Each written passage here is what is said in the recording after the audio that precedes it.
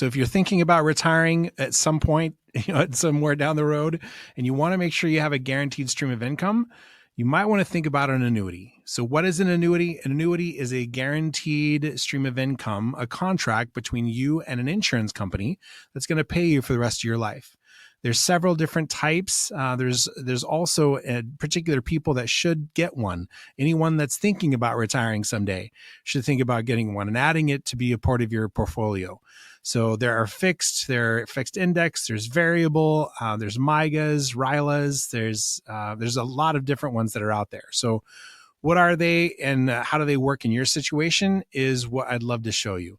What are the downsides of them? If you're having a variable annuity, it's typically very high in fees, right? So you want to get one that either has low to no fees, especially inside down years, having that protection of not losing money in the market, but also having a stream of income forever.